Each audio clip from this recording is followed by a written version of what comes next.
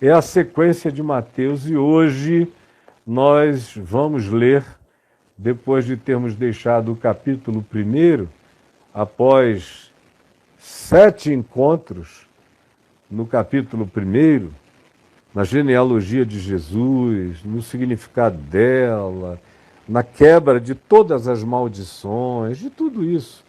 O nascimento de Jesus, como o nascimento de Jesus é ético, porque é uma decisão divina, mas não é moral de acordo com os critérios humanos. A moral é pertinente ao homem.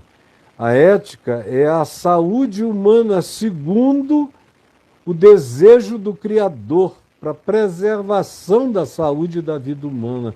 Isso é o ethos da vida. É daí que vem a palavra ética, é dessa casa de cobertura, de proteção, de agasalho divino ao bem-estar da alma. A moral muda de geração em geração. É uma média ponderada, é um acordo tácito. Mas a religião se orienta pela moral. Ela não se orienta pela ética. E Deus é o Deus da ética e não da moral, porque para Deus ter e ser um Deus da moral, ele teria que falar com os pais de Maria: olha, eu vou engravidar sua filha. Depois comunicar a José: não fique assustado, ela é virgem, mas ela vai ficar grávida. Depois então iria para Maria e dizia: seu pai e sua mãe já souberam, consentiram, seu noivo também. Não se assuste, minha filha, você vai ficar grávida do Espírito Santo.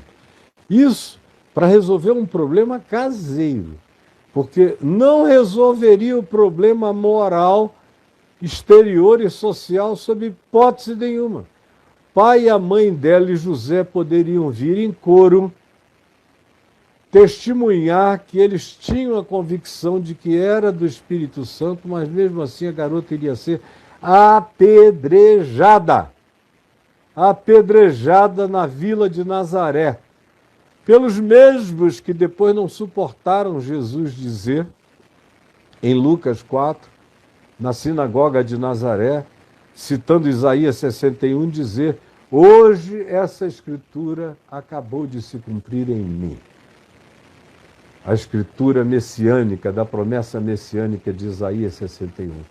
Levaram Jesus para o despenhadeiro e queriam precipitá-lo lá daquele despenhadeiro que está lá até os dias de hoje, uma montanha quebrada, profunda, mortal, totalmente pedregosa e íngreme.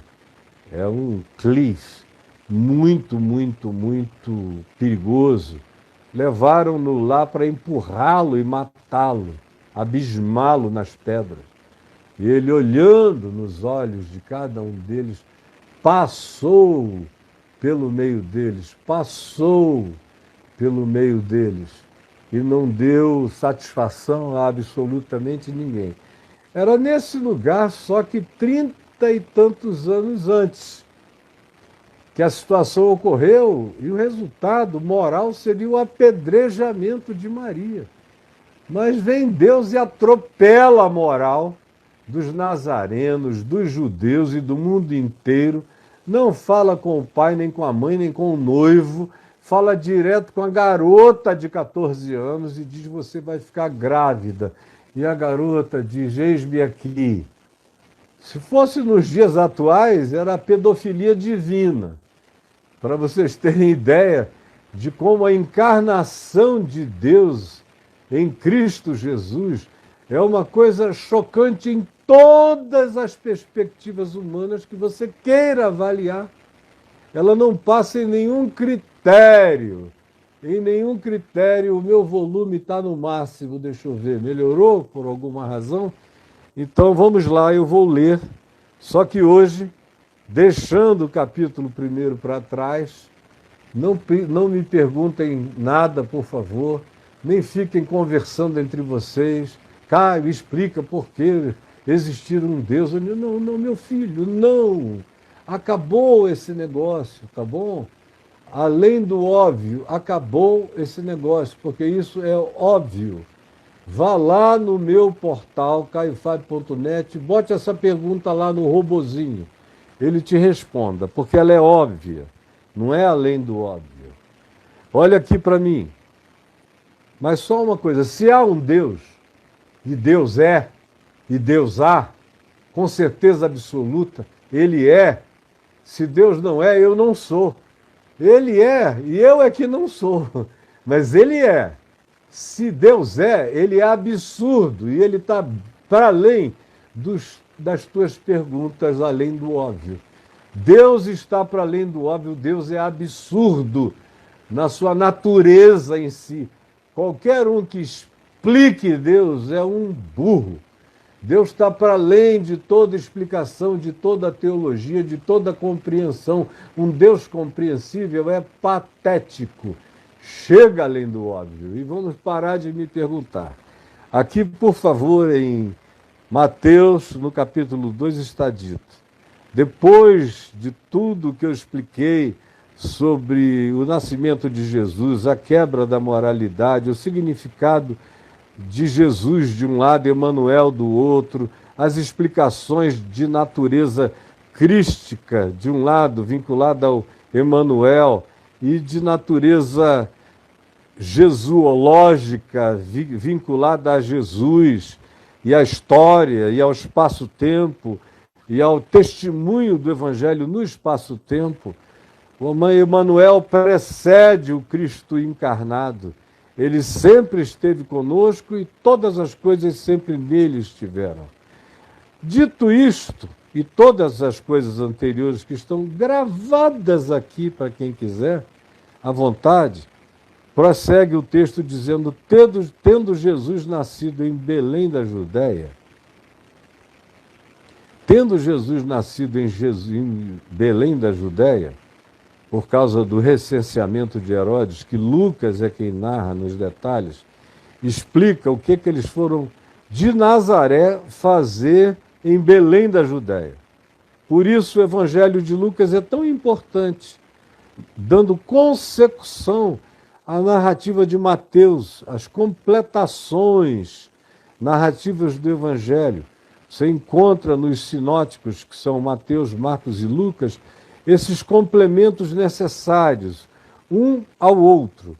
E aqui diz: tendo Jesus nascido em Belém da Judéia, por causa do recenseamento do imperador César Augusto, e isso aconteceu nos dias de Herodes o Grande, que tinha começado a reinar há 46 anos em Israel, como uma mão estendida do Império Romano, fazendo a vontade do invasor e do dominador tirânico da terra, que eram os romanos. Eis que naquele tempo de Herodes, perverso, que matou filhos, matou a mulher que amava com ciúme de que da genealogia dela suscitasse-se um descendente de Herodes que não fosse a continuidade dele mesmo ou de algum filho que só na véspera da morte dele ele indicasse.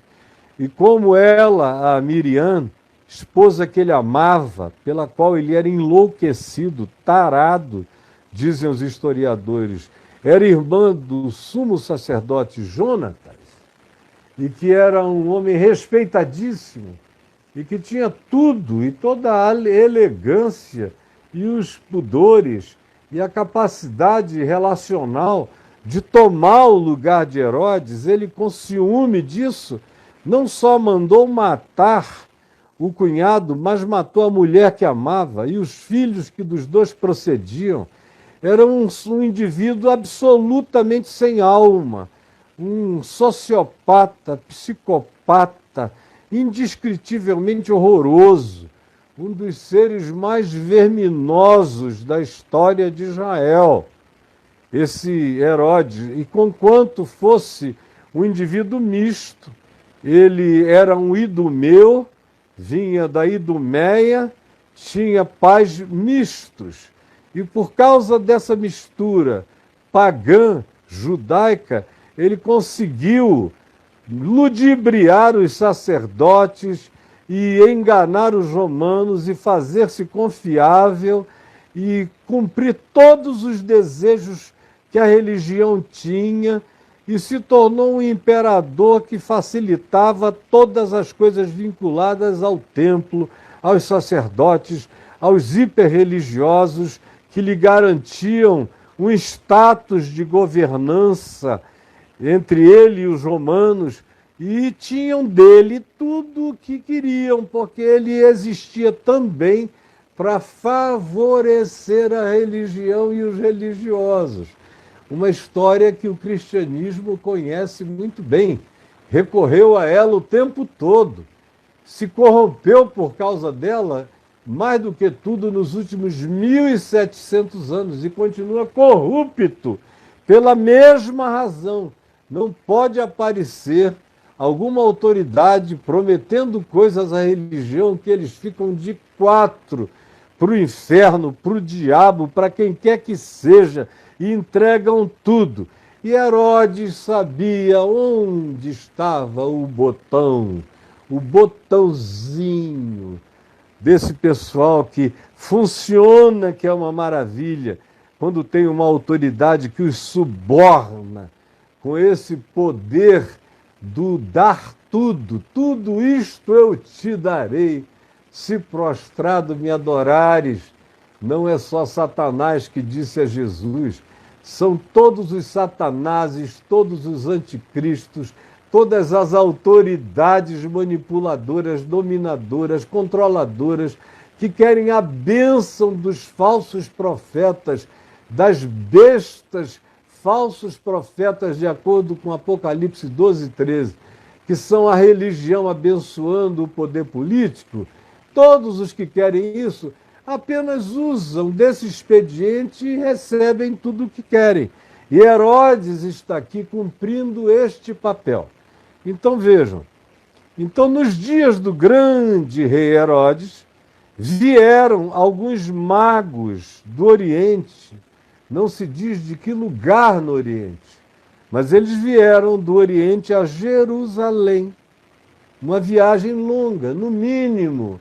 Eles estavam vindo da Pérsia, ou onde hoje é o Iêmen, aquela região do Golfo Pérsico, ou de regiões como o Iraque, e provavelmente não tenham vindo de um único lugar. Pode ter sido gente que viu a mesma coisa e se encontrou na saída do caminho, andando, olhando para o mesmo sinal celestial. Eventualmente eles se encontraram, fizeram a sua convergência de caminhos lá na origem, no chamado Oriente, portanto, para além do Oriente Médio, para além de Israel, para além do Líbano, para além da Síria.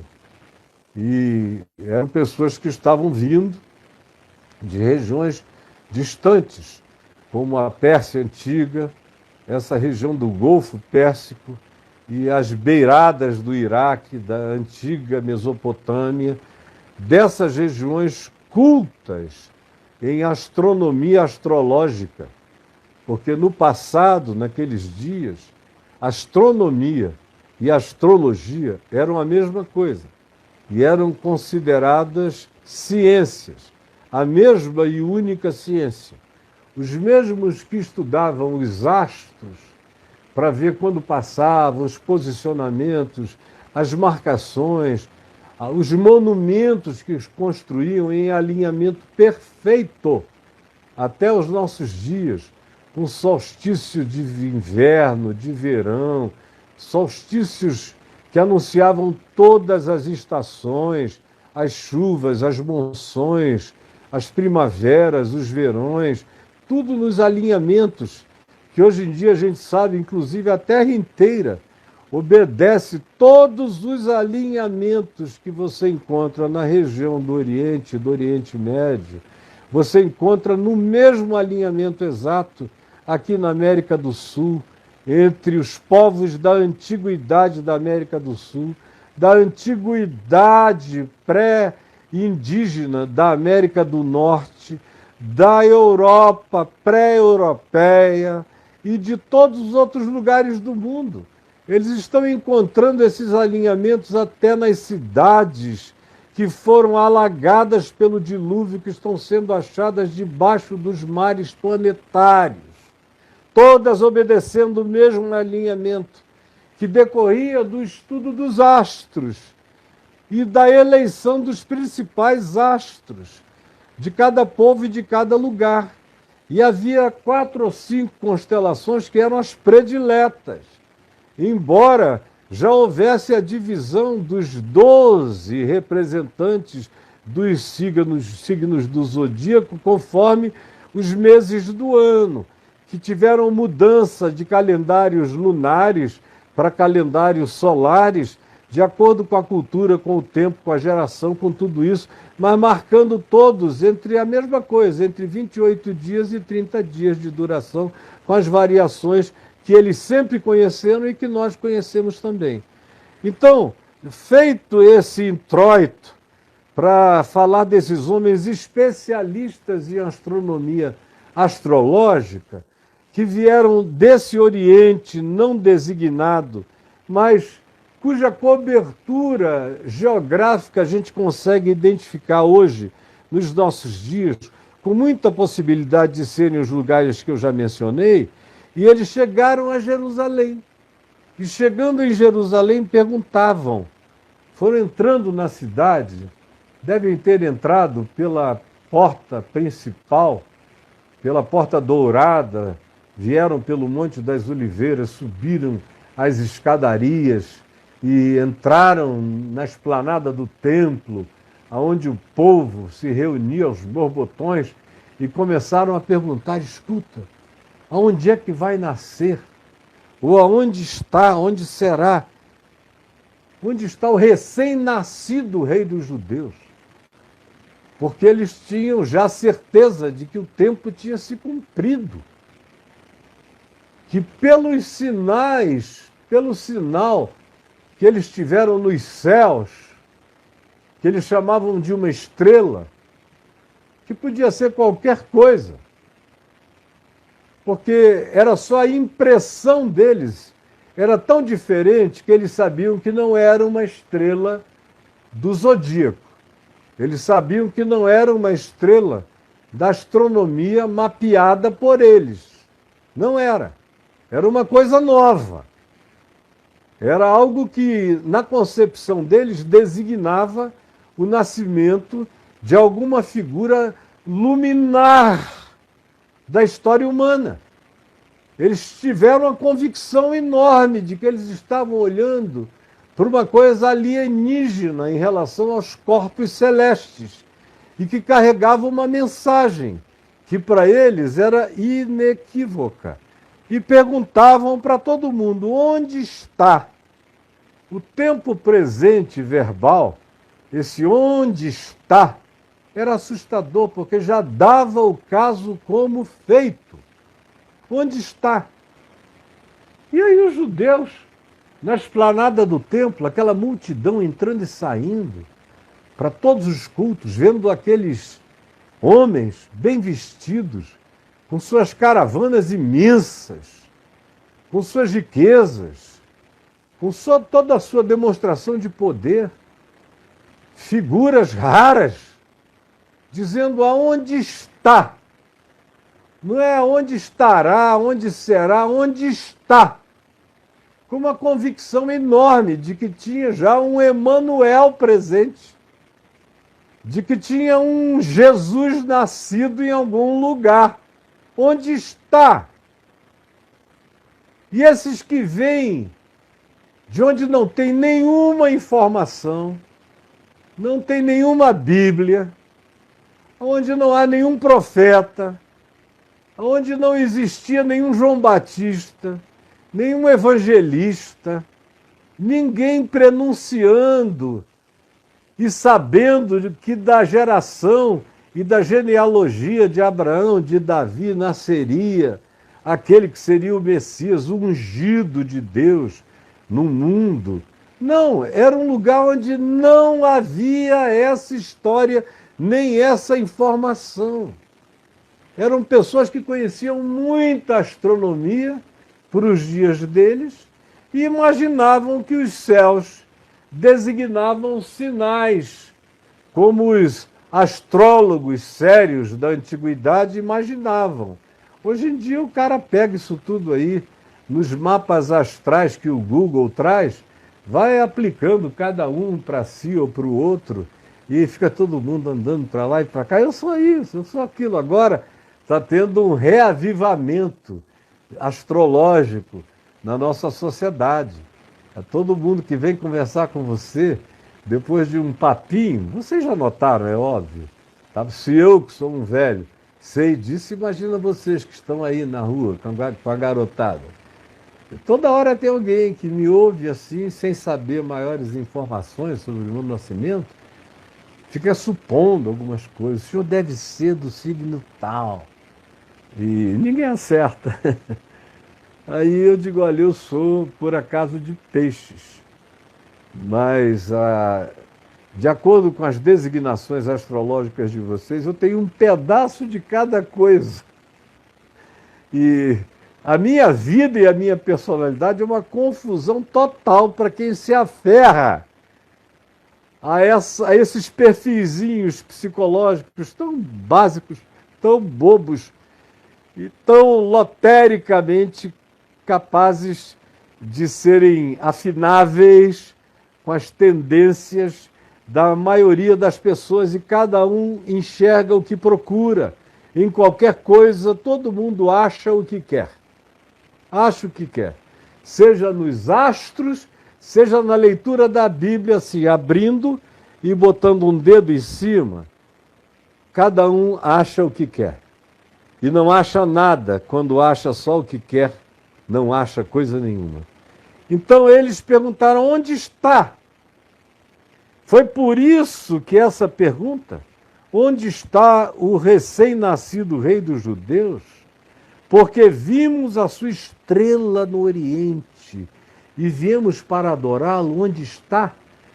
Deixou todo mundo alarmado. O verso 3 diz, alarmou-se, tendo ouvido isso, alarmou-se o rei Herodes e com ele toda a população de Jerusalém, que naqueles dias tinha cerca de 30.000 pessoas morando fixamente dentro da cidade amuralhada, como a gente chama até o dia de hoje. Aquela confusão, aquela balbúrdia, o quê? Fora os que vinham de longe para adorar no templo, em outras aldeias e cidades de Dan, Berseba, em Israel. Aquilo correu, o quê? Chegou logo no palácio de Herodes, ali dentro, na cidade. Ele devia estar em Jerusalém, ou no máximo ali do lado, em algum dos seus palácios, como era o caso do Heródion, que estava a 4 quilômetros de Jerusalém, um palácio para se ficar em algumas estações do ano, porque era mais confortável estar no Heródion ou em Massada, no meio do deserto, dependendo da estação do ano, do que na friaca de Jerusalém, que no inverno era gelada e nevava, e neva muito, até o dia de hoje. Então, quando eles ouviram isso, pânico se instalou em Herodes e em todo o povo. Então Herodes convocou um concílio, o Sinédrio, o Supremo Concílio dos teólogos, dos acadêmicos, dos sábios, dos entendidos, dos versados em Bíblia, em Velho Testamento. A Bíblia, para eles, era o Velho Testamento, como para mim, a Bíblia, conquanto tenha nela, na minha Bíblia, o Velho e o Novo Testamento, eu acho que a Bíblia deveria ser Velho Testamento para a gente saber, compreender, baseado no que os judeus que tinham fé tinham a sua esperança e consolação no eterno, e não misturarmos uma coisa com a outra, porque o Novo Testamento vem e declara o tempo todo que muitas coisas do Velho Testamento caíram em estado de obsolescência por causa de Jesus, porque a chegada dele, como Moisés prometera a Israel, vocês já devem ter lido isso, e se não leram é uma pena, porque Moisés disse, olha, eu estou falando tudo que eu estou falando, mas depois que eu for, vai aparecer um muito maior do que eu. Ele quase que disse a mesma coisa que João Batista disse. João Batista disse, de quem eu não sou digno de desatar as correias das sandálias dos seus pés. Moisés disse, virá um muito maior do que eu. Ele vos dirá todas as coisas que deveis fazer e saber. Mas essa profecia de Moisés sobre Jesus, nem os judeus quiseram levar a sério, porque era para, diante de Jesus, terem ficado chocados, porque Jesus tornou Moisés um garoto primitivo, antiquado, da creche da revelação. Diante de Jesus, Moisés estava tateando. Ele sabia que vinha, sabia e tinha certeza que quando ele viesse, aqueles sacrifícios todos, imolados no tabernáculo e nos altares, tudo isso iria cessar, porque ele seria o cumprimento de todas as coisas. Não haveria mais necessidade nem de templo, nem de tabernáculo, nem de arca da aliança, nem das tábuas da lei, nem das porções do maná, nem da vara de Arão dentro da arca, porque o sacerdócio não seria mais o de Arão. As tábuas da lei ficariam em obsolescência que Moisés não conseguia nem explicar qual seria a categoria maior que haveria de ser instilada como mandamento, não em pedras, mas nos corações dos homens. Estava para além da compreensão deles todos. Alguns tiveram uma melhor compreensão. Como Jesus diz de Abraão, vosso pai Abraão viu os meus dias e se regozijou. Teve uma miragem. Davi, quando Jesus diz, a quem Davi se referia? Quando diz nos Salmos, disse o Senhor, Deus, Javé, Iavé, disse o Senhor, ao meu Senhor. Quem é aquele que é meu Senhor, é Senhor do Davi, e Davi não deixa de estar sob o senhorio de alguém que ele chama de Senhor? Quem é esse? Diz Davi. Jesus pergunta a quem se referia Davi, quando disse o Senhor Deus, ao meu Senhor, assenta-te à minha direita até que eu ponha todos os teus inimigos por estrado dos teus pés. A quem se referia ele? E aí eles disseram, a gente não sabe. Claro que sabiam que era o Messias. E Jesus disse, também eu não vou responder a vocês coisa nenhuma, a menos que vocês me respondam a pergunta que eu fiz e tchau. Sem respostas para vocês. Quem quiser aprenda. Tchau. Não vou mais responder. Chega. Já respondi demais e vocês não querem aprender. Vocês só querem o pretexto do questionamento para interromper o ensinamento e o processo de aprendizagem. Porque o coração de vocês é duro, é empedernido. Esse é o critério que Jesus usa. E aí, quando vem essa notícia que os magos do Oriente trouxeram, Herodes chama um concílio dos melhores de Israel e diz, escuta, chegaram uns homens aqui do Oriente, homens poderosos, ricos, com uma certeza horrorosa de que nasceu o rei dos judeus. Onde é esse lugar? A Escritura fala disso.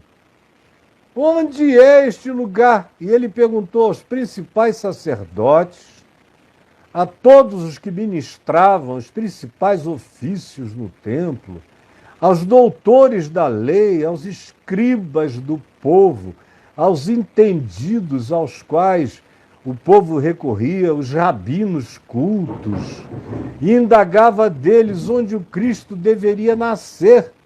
Herodes sabia que o rei dos judeus seria o Cristo. Herodes sabia. Seria o ungido, o Cristo. Onde é que o Cristo deve nascer? Vocês vejam como a intenção desse cara nunca teve um milésimo de segundo de bondade. O desejo dele era saber onde o Cristo. Não é um sucessor meu, não é um concorrente político, não é nada disso, é o Cristo. Onde ele vai nascer. Porque a intenção dele era ir lá matá-lo, matar Deus em Cristo. Vocês vejam como a síndrome luciferiana do poder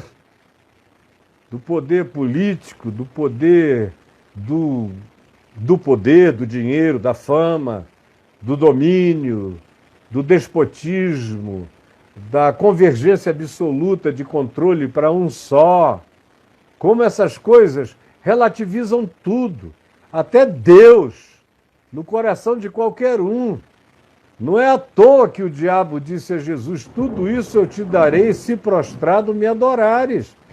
Porque é um negócio quase impossível do sujeito não se dobrar. Mostra os reinos do mundo inteiro, diz: olha, o mundo é teu, cara. Tudo que você quiser do mundo é teu. Me foi dado e eu dou a quem eu quiser. Me foi dado, me foi transferido pelo livre-arbítrio humano, nas escolhas dos humanos, eles me entregaram o poder. Quem governa esse mundo sou eu, e ele não estava mentindo.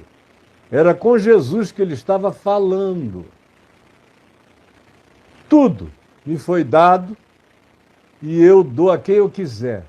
Curva-te e me adora.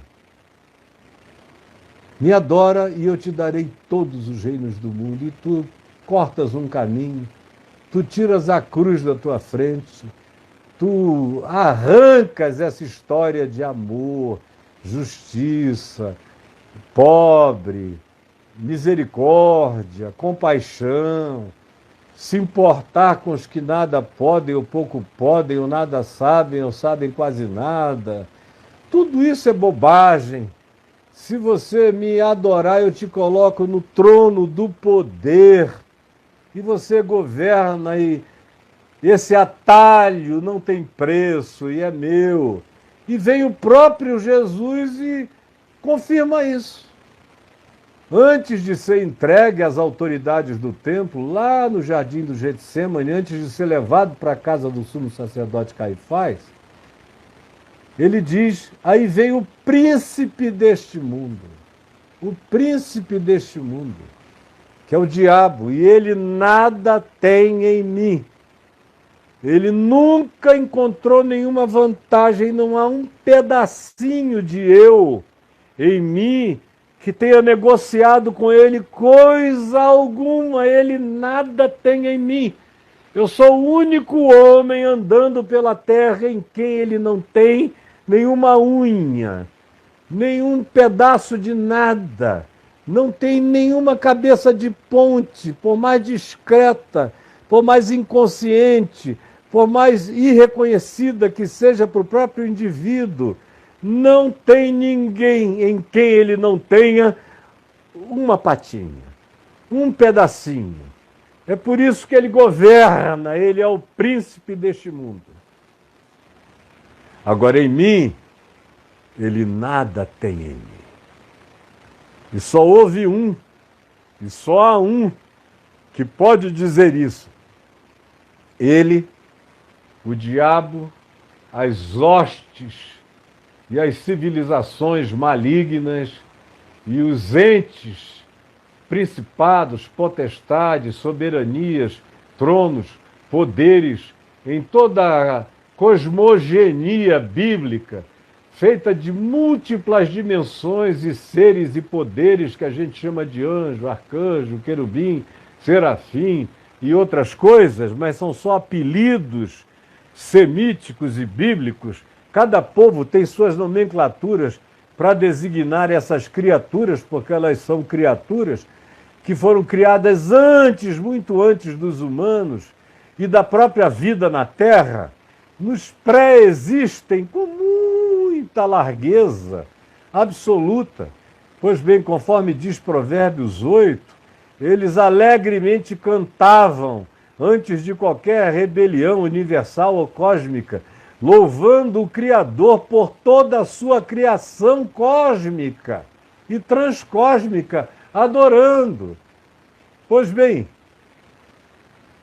esse ente que veio a ser apelidado de o adversário, Satanás, de o opositor, o antagonista, Satanás, diabolos, diabo, o divisor, o que racha, o que quebra, o que partidariza, o que divide, o que separa, é o diabolos.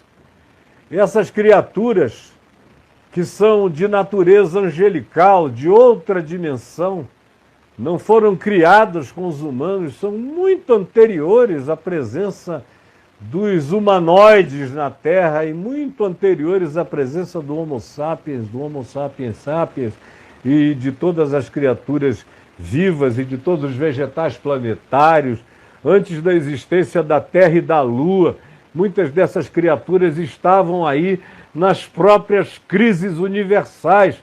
Quando o homem é criado, já há demônios, já há diabos, já há malignidade, já existem todas essas realidades, essas hostes da relatividade universal. Desde Gênesis, no capítulo 1 para frente, a gente fica sabendo disso. Então, Jesus o designa como príncipe deste mundo e não nega que os poderes deste mundo estão subservientemente colocados à disposição dele. Todos eles. O Evangelho é assim e o Novo Testamento é assim. Paulo, mais do que ninguém, sabia disso.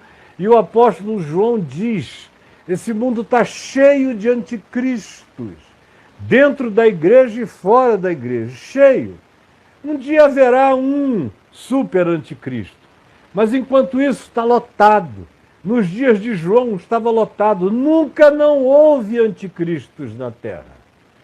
Caim era um anticristo, Nironde era um anticristo, os poderosos da antiguidade eram anticristos, os anjos que possuíram as filhas dos anjos eram anticristos, que geraram com elas seres bárbaros que ensinaram tanto ciências avançadíssimas como as piores perversões humanas, como canibalismo, como hibridizações, fizeram engenharia genética. Diz o livro de Gênesis, no capítulo 6, que eles corromperam a natureza de todas as criaturas que habitavam o planeta. Então, sempre houve. Aí você vai para as grandes figuras imperiais, ou as realezas dominadoras do planeta, todos esses que tinham na sua conta milhões de pessoas mortas, anticristos. Anticristos entre os bárbaros, entre os chineses antigos, entre os japoneses, entre todas as culturas que foram afogadas no mundo antigo. Culturas anteriores, hiper, super mais desenvolvidas, que foram criadas pelos Benai Elohim e pelos seus filhos chamados de Nefilim, e com culturas angelicais e desenvolvimentos celestiais chamados por nós, que foram afogados no dilúvio, que hoje ninguém nega, porque as evidências dele estão espalhadas em volta do planeta. Quanto mais você estuda arqueologia e paleontologia, mais você passa por ele, é inegável. Pois bem, o mundo nunca não teve anticristos. Herodes é um anticristo. E os que vieram na sucessão deles eram anticristos. Os primeiros 10 Césares foram considerados pelo apóstolo João, que nasceu nos dias de César Augusto ou Tibérios, ele era mais jovem do que Jesus, então pode ter nascido nos dias de Tibérios, mas viveu muitos anos, viveu até os anos de Domiciano, e ele viu o Coliseu ser construído, ele soube da morte de Paulo decapitado em Roma, de Pedro crucificado em Roma. Ele teve discípulos que entraram num surto, no surto dos mártires, que queriam se entregar voluntariamente para serem mortos nos coliseus, serem comidos pelas feras, para glorificarem a Deus nessa entrega fanática. E João dizia: não, assim não, eles terão que nos pegar para nos matar, nós não vamos nos oferecer, porque nós somos gente da vida, nós somos discípulos de Jesus, que só se entregou na hora que ele quis. E enquanto isso ele ia para onde queria, saía do perigo. E um discípulo de João chamado Policarpo foi um indivíduo de uma importância fundamental no que diz respeito a acabar com esse fanatismo da entrega deliberada ao martírio. Então eu estava dizendo isso para falar de João, que diz na primeira epístola dele dos muito anticristos que saíram do nosso meio, que estão dentro da igreja, que vivem na igreja, que saem da igreja, e os que estão fora da igreja. O mundo está cheio, dentro e fora, não reconhece a igreja como divisão para nada. E tampouco, fiquem sabendo, o Apocalipse nos poupa dessa narrativa. Ao contrário, o Apocalipse vai falando de uma igreja que vira anticristo, capítulos 2 e 3, depois de uma sociedade que cresce espiraladamente na história para ir ficando cada vez mais maligna, até que se transforma numa grande besta, e ele usa Roma o tempo todo como cenografia, a cidade das 7 colinas, e usa os 10 principais imperadores romanos que ele tinha notícia, de Domiciano para baixo, e inclusive usa o critério do Nero redivivo, que era uma crença que existia naqueles dias, que Nero tinha sido tão ruim, tão ruim, tão ruim, que haveria um sucessor dele, uma reencarnação dele, perversíssima. Aí quando veio o imperador e Domiciano, que era um dos piores homens, um dos que mais males fez aos cristãos, daí ter surgido essa onda de vamos nos entregar ao martírio para honrar a Deus, João, que estava vivo, entendeu aqueles 10 imperadores como 10 figuras arquetípicas e diz que o 8º, que era Nero, tinha morrido, mas que no lugar dele apareceria um outro, tão ruim quanto ele, e Domiciano foi o 10º nessa sequência. Os 10 imperadores. E o Apocalipse usa essa arquetipia, que obviamente não teve a sua consumação absoluta nos dias de João, nem do Império Romano, mas o Império Romano foi um arquétipo perfeito para explicar essa espiral linear crescente que se desenvolve na história humana e que vai atingir o seu ápice.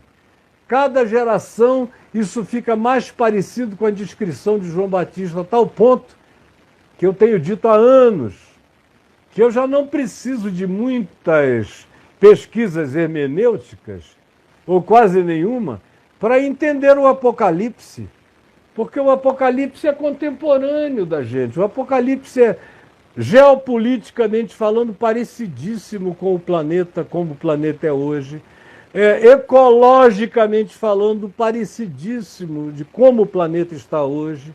Do ponto de vista das suas narrativas futuras, ele é extremamente coerente com o que a astronomia nos diz sobre o que pode vir dos céus, de fora da nossa atmosfera para o planeta, os envenenamentos gerais, as calamidades, o clima, como Jesus disse, os mares, o terror, como os homens desmaiarão de terror, pela angústia dos tempos, pelo ruído e o pavor e o crescimento e o engrossamento do mar, inundando, invadindo as cidades, comendo as terras, apagando e cobrindo as ilhas.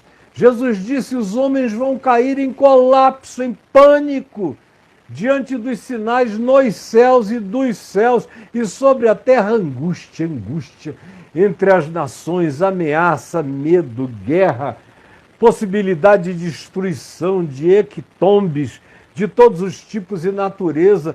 Tudo ficou tão óbvio, e a cada geração que passa, mais óbvio ainda se torna. Então este mundo tem um príncipe, e Herodes era uma dessas manifestações perversas. Em Israel, Herodes o Grande é a figura arquetípica do Novo Testamento que mais se identifica com as figuras perversas do livro do Apocalipse.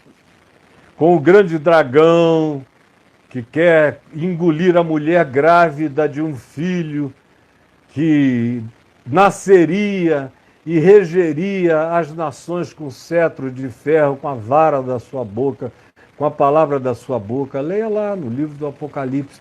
Está cheio dessas alusões, e o próprio Herodes é um fator de contribuição arquetípica para o que João veio a falar muitos anos depois de Herodes ter morrido, mas ele continuava servindo como figura para aquela arquetipia.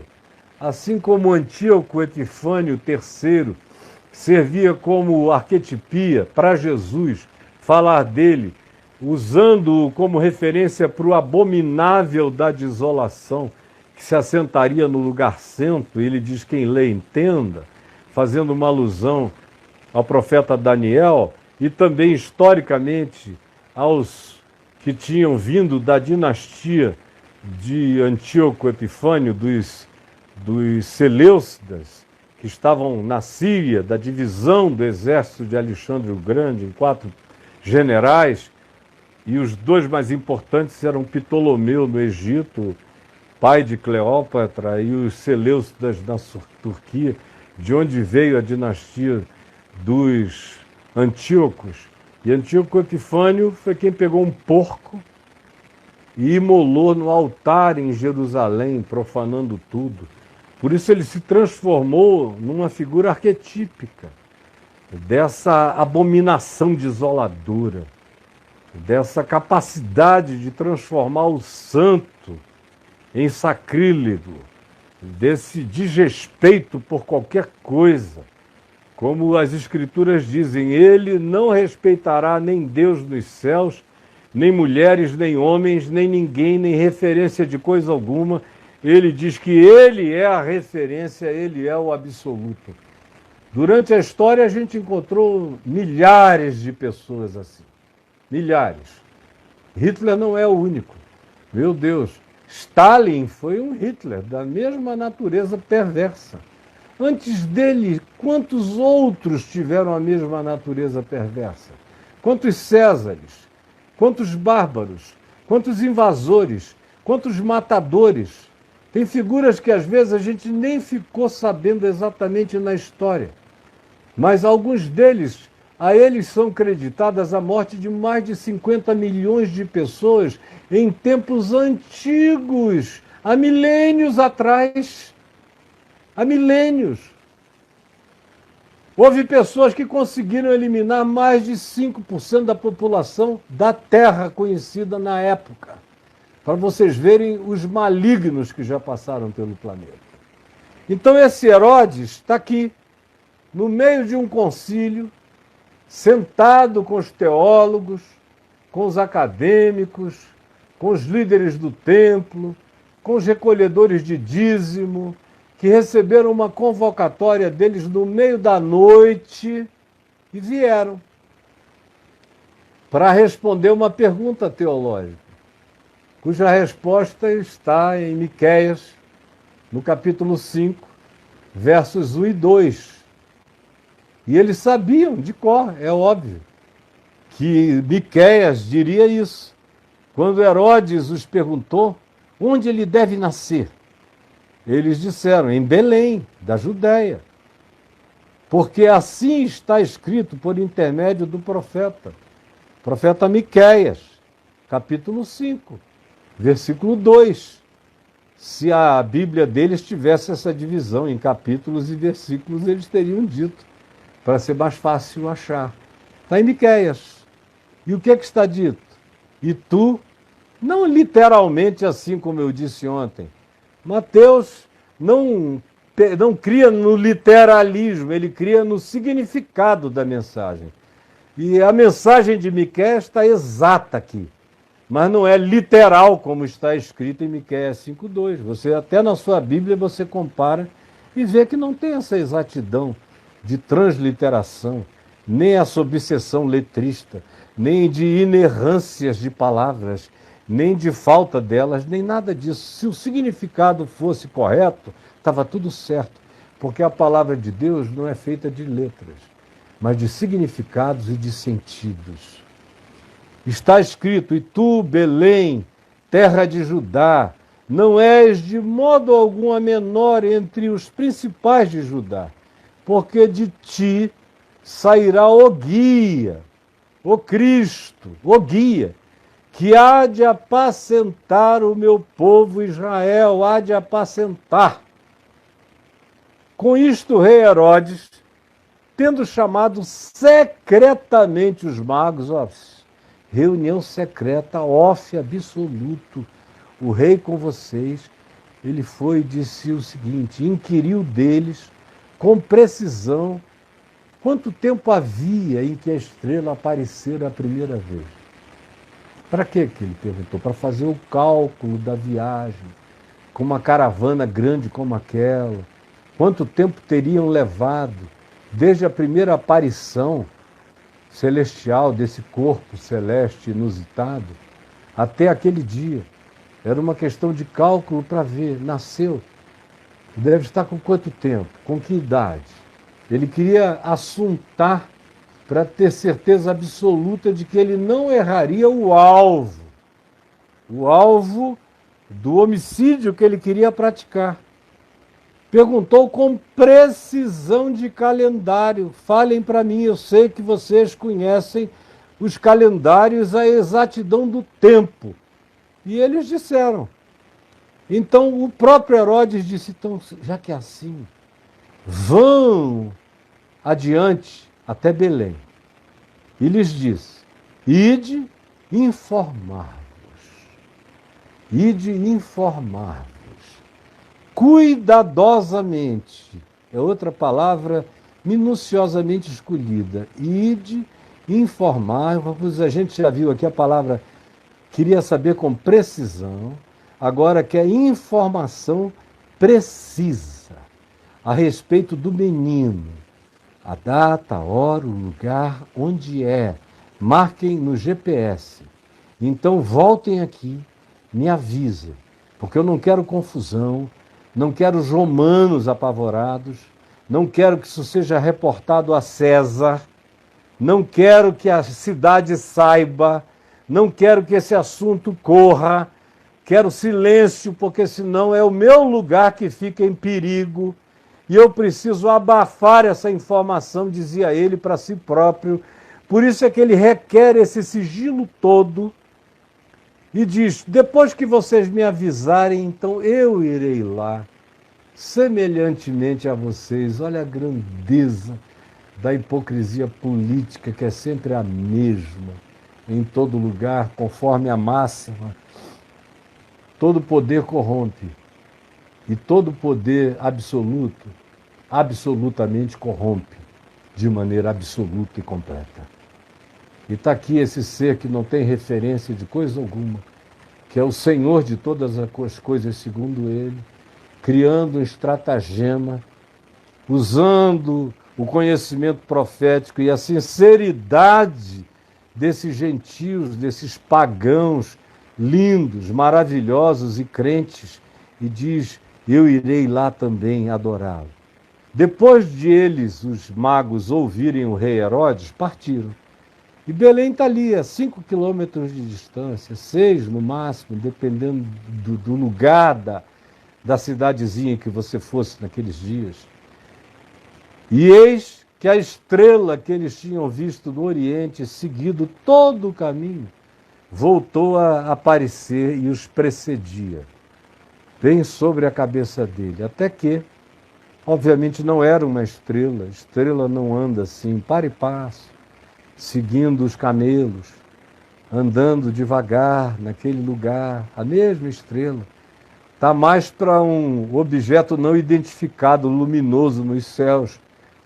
Parou sobre onde estava o menino. E o menino já não estava mais na gruta, conforme Lucas nos diz. Aqui já alguns dias tinham passado. O recenseamento já tinha terminado em boa parte. José já encontraram uma casa para eles ficarem no resguardo de Maria.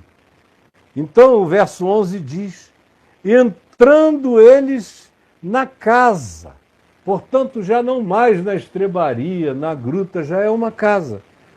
É por isso que a tradição das igrejas ortodoxas do Oriente celebram a visita dos magos a Jesus no dia 6 de janeiro. Porque, teoricamente, ninguém sabe quando Jesus nasceu, mas especula-se de alguma coisa entre os meses de outubro e de dezembro, e aí é por isso que eles especulam que no dia 6 de janeiro Jesus teria sido visitado pelos magos que vieram do Oriente, mas é só especulação, não tem nada de concreto em coisa alguma. Todavia já era numa casa, tempo já havia transcorrido, e eles viram o menino com Maria, sua mãe, acolhido ou mamando, e prostrando-se, adoraram-no, adoraram o menino, não é adoraram-nos, não era a Maria e a Jesus, nem a José, é só um que é adorado. Não é adoraram ao menino e a sua mãe. Se fosse hoje em dia, iriam dizer, e chegando, adoraram a Maria e ao menino Jesus. Isso tudo é heresia das nossas invenções dogmáticas, criadas pelos homens no curso da história da invenção do cristianismo, mas que não tem nada a ver com o evangelho nem com a história. Adoraram-no, adoraram a Jesus, e abrindo os seus tesouros, as suas caixas, os seus baús, lhe entregaram as suas ofertas, ouro, incenso e mirra, que eram oferendas preciosas, caríssimas, importantíssimas, riquíssimas. E a gente pode fazer aquelas interpretações que os pais da igreja, o pessoal da patrística do primeiro, segundo, terceiro séculos, ou depois no curso da história do cristianismo, você vê alguns intérpretes, e todos eles de natureza alegórica, de hermenêutica originiana, querendo atribuir significado ao ouro. O ouro porque ele era rei, o incenso porque ele era sacerdote, a mirra porque ele morreria na cruz e seria embalsamado. Tudo isso é alegoria bonitinha, é igual presépio, mas não tem sua fundamentação em base nenhuma histórica, exceto no fato de que as coisas que foram dadas a Jesus eram as que tinham mais valor e que poderiam ser carregadas por uma caravana. Se eles pudessem, eles levariam um palácio, mas não dava. Encheram o que tinha de ouro, o que podiam também, além do ouro, de